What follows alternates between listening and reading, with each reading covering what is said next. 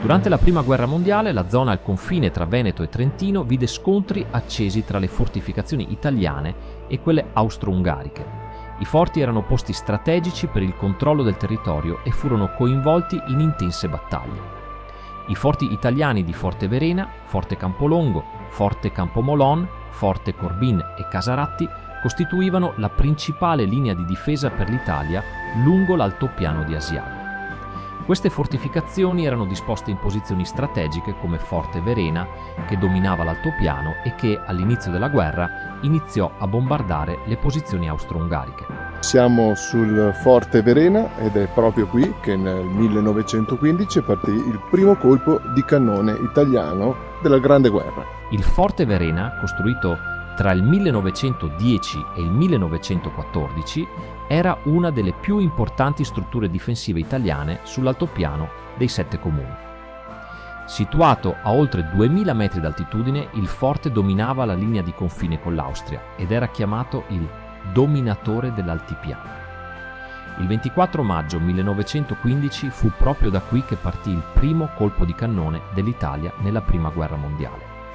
Durante l'offensiva di primavera del 1916, il Verena fu pesantemente colpito dall'artiglieria austriaca, segnando la fine della sua operatività.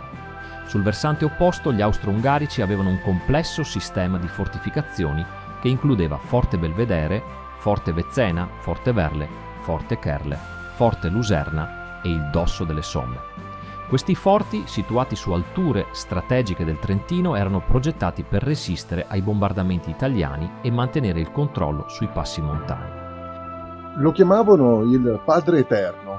Il Forte Luserna, uno dei forti austriaci della Prima Guerra Mondiale, già nei primi giorni di guerra fu pesantemente bombardato. Il Forte Luserna, situato a 1540 metri di altitudine sull'altopiano di Lavarone, è una delle opere difensive costruite dall'impero austro-ungarico tra il 1911 e il 1914.